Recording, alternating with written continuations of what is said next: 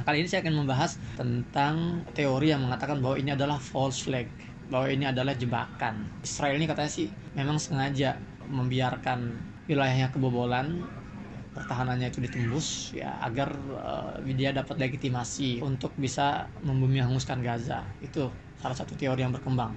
Di antara juga yang mengatakan bahwa Hamas itu Syiah karena kedekatan dengan Iran. Ada juga yang mengatakan bahwa Hamas itu buatan Yahudi gitu kan. Teori-teori ini perlu saya rasa saya counter ya untuk memberikan ya sudut pandang baru buat kalian semua. Pasukan yang mencari mati bertemu pasukan yang takut mati. Kalau sudah seperti ini, teknologi tidak lagi menentukan, teman-teman. Bismillahirrahmanirrahim. Assalamualaikum warahmatullahi wabarakatuh. Alhamdulillah wassalatu wassalamu ala Rasulillah. Rabbi shrah li sadri wa yassir li amri wahlul 'uqdatam min lisani yafqahu qawli. Rabbana zidna ilma. Subhanaka la ilma lana illa ma 'allamtana innaka antal alimul hakim. Teman-teman, kembali lagi bersama saya Muhammad Hussein di Gaza, Palestina. Alhamdulillah, pertama saya akan sampaikan dulu kondisi kami para WNI di Gaza dalam keadaan baik-baik saja sejauh ini. Alhamdulillah kita masih dalam keadaan sehat walafiat, dan semoga Allah SWT senantiasa menjaga kami dan warga Palestina dalam situasi yang sulit seperti ini. Baik teman-teman, hari keempat sejak agresi Israel ke Gaza berlangsung, sejak pertempuran Taufan dan Aqsa, Badai Al-Aqsa, begitu para mujahidin menyebutnya, merasakan 4 pertempuran hebat sejak 2011, dan jujur saya nggak pernah merasakan yang seperti kali ini. Statistik terbaru yang saya dapatkan ya dari media, kerusakan yang sedang terjadi hari ini di Gaza, kehancuran ini dibandingkan dengan 4 pertempuran sebelumnya tahun 2008, 2012, 2014, 2021 ya, ini sudah melampaui seluruh kerusakan yang pernah terjadi. Bayangkan 4 pertempuran digabungkan jadi satu, itu masih kalah dengan kehancuran yang terjadi hari ini, 130% perbandingannya. Dan itu luar biasa. Teman-teman bisa melihatlah di media sosial kehancuran-kehancuran yang benar-benar biadab sekali ya.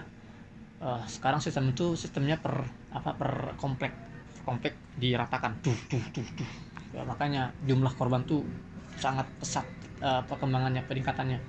Sebagai contohnya misalnya korban meninggal ya, statistik terbaru menyebutkan bahwa korban meninggal syahid di Gaza dalam 4 hari ini sudah 920 sampai sekarang, sampai jam setengah 12 ini malam.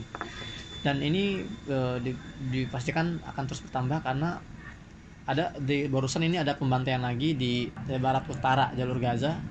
Masih banyak korban-korban yang sedang dievakuasi dari runtuhan. Dan teman-teman, sekali lagi, Gaza ini kan rumah-rumah itu kan tingkat ke atas, jadi ketika dibom boom, itu puluhan orang langsung terkena dampaknya ya, meninggal dan tertimbun reruntuhan. Dan itu nggak gampang teman-teman, nggak gampang membuka atau mengangkat reruntuhan itu dengan Gaza, peralatan yang seadanya itu sangat sulit sekali. Makanya banyak korban-korban yang masih terjebak dalam reruntuhan, ya Allah. Dan antum teman-teman bayangkan bagaimana sih rasanya ketika antum terjebak dalam reruntuhan. Saya wawancarai anak kecil ini usia sekitar 12 tahun, 13 tahun, sekitar anak SMP mungkin ya. Kata ibunya, ini anak ini pernah terjebak dalam reruntuhan ya, maksudnya saat perang 2021 itu. Terus saya tanya gimana rasanya, dia bilang saya pertama shock lah, orang lagi tidur ya, atau lagi makan, atau lagi nonton gitu kan, tiba-tiba bam, semua menjadi gelap ya, terguncangan sana sini. Kemudian debu konstruksi itu kan, kemudian tangan dia ini tertusuk besi konstruksi yang panjang, kalau digerakin itu sakit, tembus gitu kan, napas ngos-ngosan ya, tersesak gitu ya. Shock tambah sakit tambah rasa ya campur aduk, dan itu nggak mudah. Dan dia harus menunggu bantuan datang, itu bisa berjam-jam baru bisa dia dievakuasi gitu kan. Dan ketika dia harus menggerakkan tubuhnya untuk keluar dari kondisi dia itu, ya Allah, sakit sekali teman-teman. Intinya memang nggak mudah. Nah, jadi itu yang terjadi. Kemungkinan ya ini akan terus bertambah korban jiwa di Gaza. Kita doakan semoga Allah merahmati mereka yang terbunuh, ya Allah masukkan dalam golongan para syuhada yang tidak dihisab ya di akhirat kelak insyaallah. Kemudian yang terluka kita doakan semoga Allah sembuhkan. Adapun keluarga yang ditinggalkan semoga Allah kuatkan, ya berikan kesabaran yang ekstra, teman-teman. Dan sampai sekarang dentuman bom masih terus terjadi, ya suara pesawat tempur ini masih terus kita bisa dengar dengan jelas. Teman-teman, saya ingin merespon beberapa pertanyaan yang banyak saya serap dari netizen, dari teman-teman semua tentang kondisi yang terjadi di Gaza. Sebetulnya ada apa sih gitu kan. Nah, kali ini saya akan membahas tentang teori yang mengatakan bahwa ini adalah false flag, bahwa ini adalah jebakan. Israel ini katanya sih memang sengaja membiarkan wilayahnya kebobolan, pertahanannya itu ditembus ya agar dia dapat legitimasi, katanya kan, legitimasi untuk bisa membumi hanguskan Gaza. Itu salah satu teori yang berkembang. Sebetulnya banyak teman-teman yang ingin saya bahas. Di antara juga yang mengatakan bahwa Hamas itu Syiah karena kedekatan dengan Iran. Ada juga yang mengatakan bahwa Hamas itu buatan Yahudi gitu kan. Teori-teori ini perlu saya rasa saya counter ya untuk memberikan ya sudut pandang baru buat kalian semua. Pertama, teman-teman yang pasti kalau antum seorang muslim dan antum sudah condong ya termakan dengan narasi-narasi yang memojokkan para pejuang Gaza, hati-hati teman-teman ya, karena ini enggak sederhana, ini tuduhan yang serius ya ketika kita memfitnah para pejuang yang sedang memperjuangkan Masjidil Aqsa, memperjuangkan tanah para nabi dengan nyawa dan dengan darah mereka. Kita anggap mereka ini adalah orang-orang yang sedang berdrama gitu kan, orang-orang yang sedang kong kali kong dengan Yahudi. Ngeri teman-teman. Antum bayangkan ya, saya mau membawa satu gambaran dulu nih. Para pejuang Gaza yang sekarang sedang ya di sana, yang sedang keluar dari Gaza dan mereka berusaha menembus pemukiman-pemukiman ilegal di wilayah jajahan Israel. Itu enggak sembarangan itu mentalnya, itu orang terpilih. Jadi ketika mereka itu masuk wilayah Israel, merangsek masuk dengan peralatan militernya, ya itu mereka enggak berpikir akan kembali. Jadi memang mereka ini sudah berniaga dengan Allah, bertijarah, sudah menjual jiwa mereka untuk surga. Jadi jangan antum pikir kayak misalnya perang-perang di orang Amerika ke Afghanistan gitu kan. Mereka pasti berusaha untuk kembali ke negaranya, ya selesai misi kembali. Kalau orang-orang Gaza ini enggak, kembali syukur, kalau kembali itu yang kita inginkan. Ya, jadi ini sangat luar biasa perjuangan mereka, dan mereka meninggalkan istri, anak di rumah. Satu orang ini menghadapi puluhan tentara Zionis ya dengan berbagai perlengkapan senjatanya. Masya Allah ya, dengan keberanian mereka. Di Indonesia misalnya ada orang yang berani menfitnah mereka sebagai orang-orang yang drama gitu ya, para aktor-aktor drama Yahudi yang katanya Syiah juga. Astagfirullah. Ngeri teman-teman. Baik, saya akan membahas dulu tentang false flag ya, bendera ngaco atau bendera tipuan, bendera palsu. Jadi ada teman-teman yang menganggap bahwa Yahudi ini atau Zionis ini sengaja melonggarkan pertahanannya agar para pejuang bisa masuk ke wilayah mereka. Ada juga yang mengatakan itu buktinya bagaimana ada bulldozer kok bisa tembus ke perbatasan. Emang nggak kelihatan itu oleh intelijen atau para tentara perbatasan Israel kok bulldozer bisa tembus. Artinya kan ini sengaja dibiarkan masuk ke sana. Baik teman-teman, jadi ada dua hal. Pertama, memang kita ini sudah terlalu jatuh ya dalam sebuah kubangan narasi propaganda yang meninggikan kemampuan orang-orang Yahudi. Satu. Jadi media ini berhasil mencuci otak kita, menganggap bahwa Yahudi ini memiliki teknologi yang paling canggih gitu kan. Kemudian tentara yang kuat ya, seperti dulu lah Amerika itu dianggap negara dengan tentara yang paling profesional, handal, seperti Rambo gitu kan. Kita diberikan gambaran bahwa Amerika ini tentaranya itu sekuat Jason Statham atau sekuat misalnya Arnold Schwarzenegger dalam film-film propaganda mereka. Lucu sebetulnya. Jadi kita anggap nggak mungkin banget sih orang Gaza yang diblokade selama 17 tahun kok bisa dengan mudah itu menembus pertahanan Israel ya yang luar biasa dengan intelijen terhebatnya. Teman-teman, Israel ini sebuah negara yang dibangun di atas kebohongan, ya, kedustaan. Jadi antum jangan terlalu silau, jangan gampang silau ketika mendengar hal-hal hebat tentang Israel. Dan hari ini para pejuang Gaza sudah membuktikan bahwa itu semua sebuah kebohongan. Kekuatan Israel ini nggak lebih kuat dari rumahnya laba-laba, sangat rapuh sekali, sangat rapuh. Saya kasih contoh teman-teman ya, ada yang menuduh bahwa Hamas ini menjadikan pemukiman warga sebagai tameng, ya, karena mereka ngebom atau melontarkan roketnya ini di tengah-tengah kerumunan warga atau di tengah-tengah pemukiman warga. Ini logika yang istilahnya error ini ya. Kenapa? Kalian kira roket-roket yang dilontarkan para pejuang Gaza ini konvensional, jadi kayak mortir gitu kan? Oh, jadi masang semacam alat peluncurnya gitu kan, launchernya, kemudian taruh misalnya roketnya, cus gitu. Kalau gitu ceritanya nggak akan ada roket yang sampai ke Israel satupun. Ya nggak mungkin. Karena drone Israel ini teman-teman, pesawat tanpa awak Israel ini yang memata-matai Gaza 24 jam memata-matai Gaza dengan teknologi kamera yang canggih. Kalau masalah kamera canggih itu kita akui lah, memang bener. Kamera mereka itu kamera militer yang canggih yang bisa zoom tuh ratusan kali lipat. Dengan kemampuan semacam itu, ya dengan mudah mereka bisa menentukan lokasi-lokasi para pejuang. Sebelum para pejuang itu melontarkan roket, harusnya sudah mati itu, sudah pada dibom oleh drone-drone itu gitu kan. Tapi yang terjadi apa? Setiap hari ini ribuan roket dari Gaza berhasil tembus ke langit Israel. Artinya apa? Artinya memang mereka nggak sanggup. Jadi bukan di situ letaknya. Jadi bukan seperti itu cara kerjanya, mekanismenya. Kalau kalian pikir para pejuang Gaza ini masih menggunakan cara lama, ya itu sudah habis mereka dari awal. Jadi sekarang sistem roketnya itu sudah dari bawah tanah, itu kan pakai remote. Para pejuang juga sudah merilis banyak video-video mereka. Jadi mereka itu membuat terowongan militer 30 meter ke bawah, kemudian membuat tunnel ya saling terikat. Nah, terus mereka simpan, taruh itu roket-roket mereka ribuan ya di beberapa tempat. Dan itu nggak mungkin di pemukiman warga seperti itu dilakukan. Ya di tanah-tanah kosong, pangkalan militer.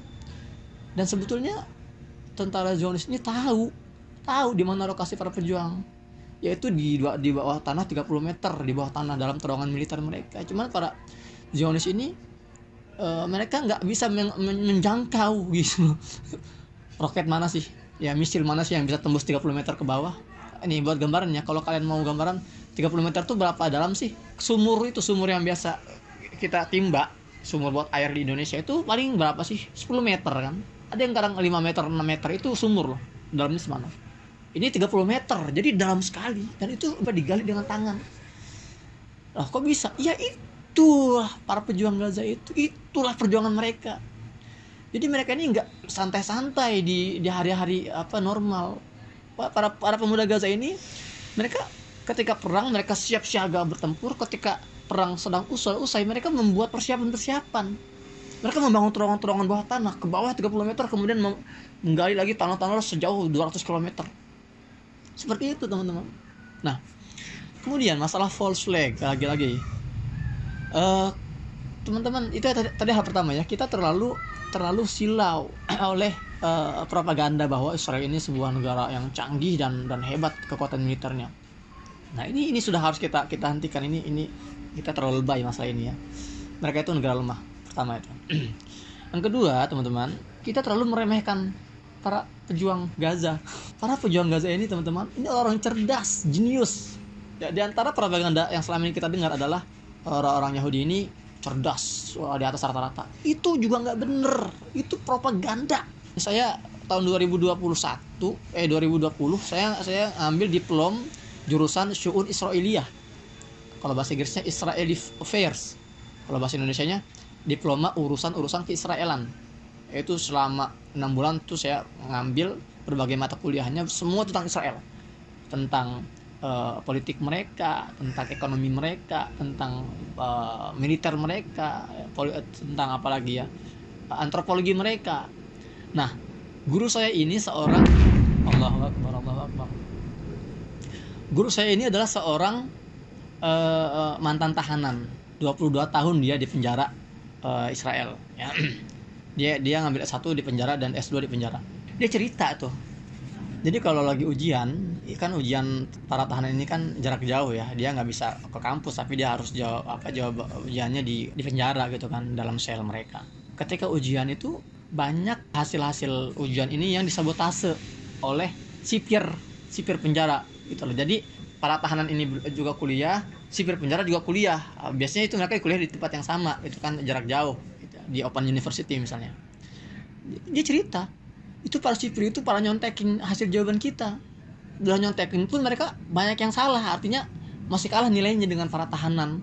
Guru saya ini lulus dengan cum laude, bayangkan ya, S2. Dan itu banyak sekali teman-teman. Jadi antum jangan pikir bahwa Yahudi ini secerdas yang selama ini kita bayangkan. Enggak, bahkan malah orang Gaza ini yang cerdas. Bagaimana mereka mengembangkan teknologi mereka dari yang tadinya roket cuman menyentuh jarak 2 km sampai bisa menghasilkan sebuah roket buatan sendiri itu mencapai 200 km. Ya Allah. Bagaimana mereka bisa membuat drone sendiri? Bagaimana bisa membuat para layang sendiri? Kita terlalu meremehkan para pejuang. Jadi ketika hari pertama operasi Badai Al-Aqsa ini, itu ada banyak faktor kenapa itu bisa berhasil. Pertama memang nggak siap, Israel ini nggak siap. Ya, intelijen mereka itu taunya bahwa Gaza ini nggak mungkin nyerang duluan. Sebaliknya, mereka sudah mempersiapkan. Ya kalau kalian lihat konten saya sebelumnya, yang pertama hari pertama, pihak Yahudi itu sudah mempersiapkan sebuah serangan kejutan untuk Gaza, gitu loh. Dan itu sangat rahasia sekali, itu sangat konfidensial sekali itu. Tapi itu berhasil dibocorkan oleh intelijen Gaza, gitu kan. Nah, para pejuang Gaza yang memang sudah memiliki strategi atau planning sejak berbulan-bulan lamanya, ya, mereka sudah membuat gambaran-gambaran eskalasi mendatang. Ketika mendapat bocoran dari intelijen itu, mereka langsung membuat plan untuk melakukan serangan kejutan. Bayangkan ya, ini nggak semua komandan Hamas itu tahu, cuma segelintir aja yang tahu. Jadi bahkan di internal mereka pun itu masih ada semacam was-was gitu loh. Ya namanya istilahnya mata-mata pasti ya itu kemungkinan selalu ada gitu kan. Makanya itu pun hanya sebagian kecil yang tahu. Ini kok saya bisa tahu karena ini sudah rilis ya informasinya beberapa hari yang lalu disampaikan oleh salah seorang petinggi pejuang. Nah, jadi pertama memang Israel ini nggak siap dan kaget sekali karena mereka nggak membuat perhitungan sama sekali bahwa akan ada serangan dari Gaza. Itu yang kedua. Para pejuang Gaza ini memasuki perbatasan Israel bukan dengan cara konvensional. Jadi nggak misalnya melalui darat semak-semak ya, kemudian mereka ini merayap gitu kan sampai kawat perbatasan. Nah, kalau gitu mah udah kena kamera Israel dong gitu kan. Di perbatasan itu teman-teman ada balon tinggi banget, itu kayak balon Google ya, balon tinggi banget, itu kamera kemana-mana itu kelihatan. Kalau dengan cara konvensional udah bisa kena gitu loh. Jadi makanya mereka itulah menggunakan para layang. Dan itu jangankan musuh, saya 12 tahun di Gaza baru tahu ada para layang di Gaza. Bukan cuma saya doang, warga Gaza nih mayoritas itu nggak ada yang tahu kok para pejuang Gaza ini punya para layang dari mana gitu loh. Jadi emang itu kejutan yang luar biasa. Nah, masuknya para layang itu ya seperti PUBG itu masuknya tuh di cover, ditutupi dengan ribuan roket yang juga diluncurkan. Jadi saat itu sistem pertahanan Israel ini fokusnya di roket-roket itu, cuh gitu kan. Nggak kepikiran bahwa ternyata ada infiltrasi melalui para layang itu. Nah kemudian para layang itu sebagian mendarat di pangkalan-pangkalan militer di sekitar perbatasan. Itu dihabisi oleh para pejuang Gaza. Makanya mereka melakukan serangan fajar pagi-pagi ya, jam 6.30. Para tentara perbatasan itu belum siap. Karena kalau kita lihat video-video yang beredar itu para pembantaian itu terjadi di pangkalan militer di dalam ruangan. Kelihatan tuh tentara-tentara mereka masih belum pakai baju dinas ya, masih pakai baju kaos, itu kan sudah bergeretakan. Artinya memang mereka ditembaki dalam keadaan tidak siap. Setelah pangkalan itu dikuasai ya, otomatis kan garis atau batas kawat itu batas perbatasan itu sudah clear, sudah nggak ada lagi yang jaga, sudah nggak ada karena pangkalan militer di sekitar perbatasan itu sudah dikuasai semua. Saat itulah baru bulldozer datang gitu. Kemudian warga Palestina pun datang berbondong-bondong membuka kawat itu gitu loh. Seperti itu logikanya. Kemudian juga ada sebuah laporan keluar ya. Saya juga dikasih tahu teman saya, dia ini analisis pengamat militer Timur Tengah. Dia bilang memang ada laporan yang rilis menyebutkan bahwa para pasukan yang ditempatkan di perbatasan Israel itu orang-orang yang nggak kompeten. Nah seperti itu. Jadi mereka benar-benar nggak bisa menghadapi serangan kejutan seperti itu. Makanya dengan mudah para pejuang Gaza ini membabatnya gitu kan. Para militer Israel ini shock berat, dan mereka itu takutnya tuh luar biasa. Kita tahu lah Yahudi ini memang terkenal sebuah bangsa yang paling pengecut banget. Dan mereka itu takut mati dihadapkan dengan tentara yang mencari mati. Tuh bayangkan, pasukan yang mencari mati bertemu pasukan yang takut mati. Kalau sudah seperti ini, teknologi tidak lagi menentukan, teman-teman. Saya sering membuat analogi seperti anak kecil megang senjata otomatis melawan bapak-bapak megang golok. Anak kecil nggak bisa bergerak sekalipun megang senjata yang lebih mutakhir melawan bapak-bapak yang megang golok itu, karena mental di sini gitu loh. Nah, jadi terlalu berlebihan banget lah, nggak logis kalau kita sampai berpikir bahwa ini adalah drama sengaja mereka itu melonggarkan perbatasan. Enggak juga. Faktor lainnya teman-teman, saat itu kan hari Sabtu ya, dan Sabtu ini hari libur Yahudi gitu kan.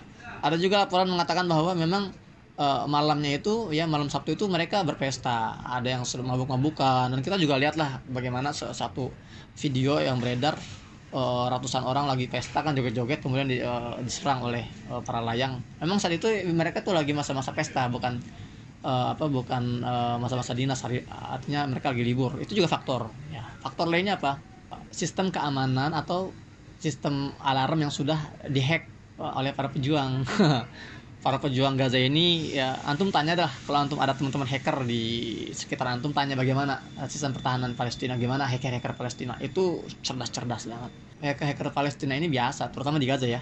Hacker Gaza ini biasa, dia itu menghack televisi Israel ya. Jadi orang Yahudi lagi nonton sinetron, tiba-tiba berubah tampilannya menjadi semacam pesan dari para pejuang Gaza. Itu biasa. Dari tahun ke tahun, hari ke hari, para pejuang itu nggak istirahat. Mereka tuh mencari inovasi bagaimana menembus pertahanan musuh gitu loh. Bagaimana mereka mematikan fungsi dari alarm atau sirine perbatasan. Ya, tahun 2021 itu diakui oleh pihak Israel ketika mereka membombardir sebuah gedung namanya Gedung Jala ya di pusat kota Gaza. Mereka membombardir dan mereka mengeluarkan statement bahwa kami menemukan adanya sebuah perangkat elektronik di gedung itu yang mengacaukan sinyalnya Iron Dome, sinyalnya kubah besi. Yaitu kubah besi itu kan yang dianggap sebagai sistem pertahanan terbaik di dunia ya. Jadi Gaza bisa membuat seperti itu loh dengan kecerdasan mereka, dan orang Israel ini takut banget dengan kecerdasan Gaza. Makanya orang-orang ilmuwan Gaza ini, ilmuwan pejuang ini itu dibunuhin di luar sana. Ada namanya Muhammad Az-Zuhari, itu di Tunisia loh, dikejar tuh. Muhammad Az-Zuhari ini adalah insinyur yang menemukan atau mengembangkan teknologi drone para pejuang di Gaza, dan dia lokasinya di Tunis. Itu dibunuh oleh Mossad. Antum baca ininya, beritanya, silahkan cari deh, insinyur Az-Zuhari drone Gaza. Atau satu lagi misalnya Fadi Al-Batash. Fadi Al-Batash ini seorang insinyur S3. Dia kuliah di Malaysia. Dibunuh oleh Mossad di sana kan, di Malaysia kan.